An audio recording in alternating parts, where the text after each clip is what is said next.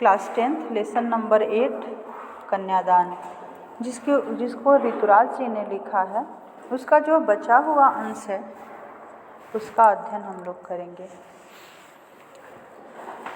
कन्यादान शीर्षक जो है, एक लड़की का कन्यादान करती माँ और लड़की की मन स्थितियों और दशाओं का वर्णन उसमें किया गया है।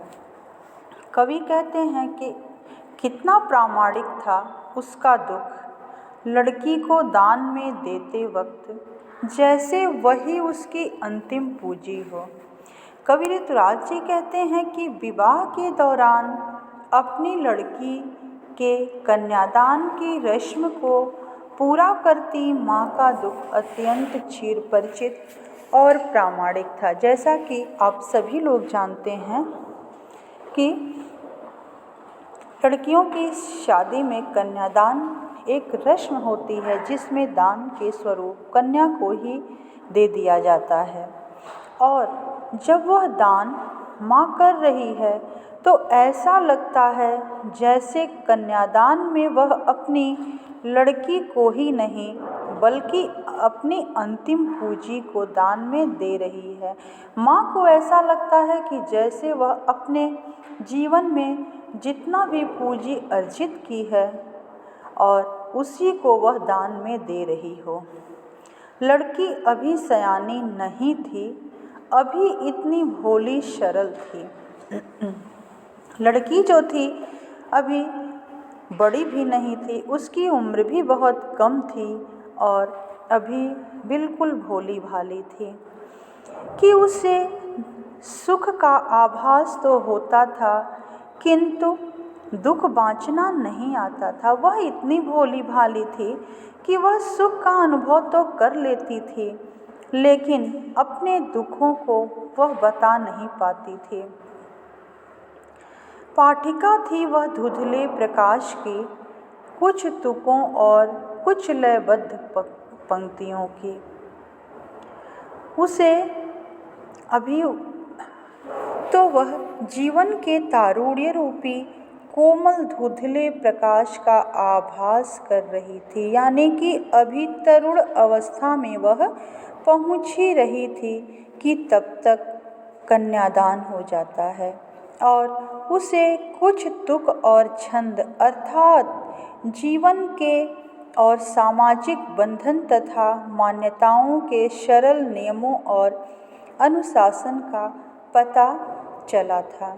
अभी तो वह यह सब अनुभव करने की, सीखने की अवस्था में पहुंच रही थी कि बहुत कम उम्र में ही उसकी शादी हो जाती है। माँ ने कहा, पानी में झांक कर अपने चेहरे पर मत रीझना।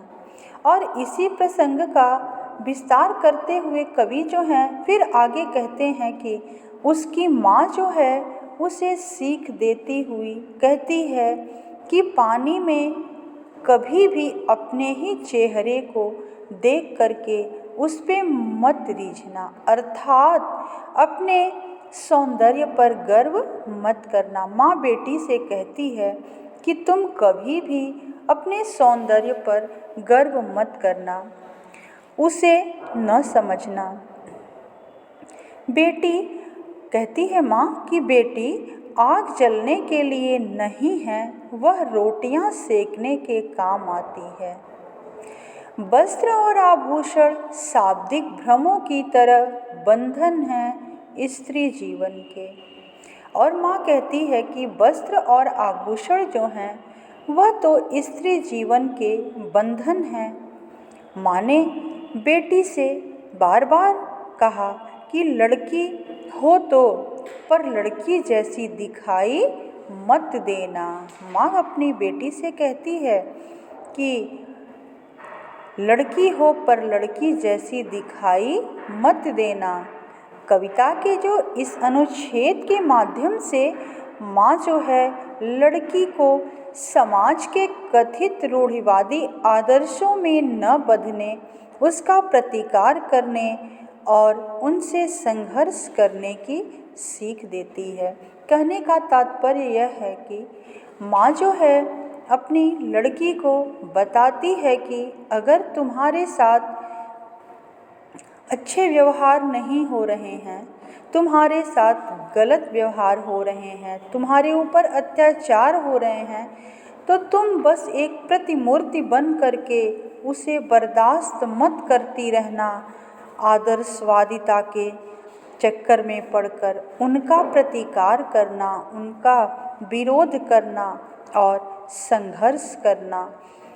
तो कन्यादान कविता के माध्यम से कवि ने स्त्री जीवन में कन्या को, लड़की को बताया है कि अपने जीवन में बहुत अत्याचारों को बर्दाश्त न करे और अपने हक के लिए वह बोले और संघर्ष करती रहे। धन्यवाद। क्या है बेटा, इधर आओ। असाइनमेंट सबका तुम सबमिट करके जरा ले आना बेटा, तुम ही लोगों का ले लें।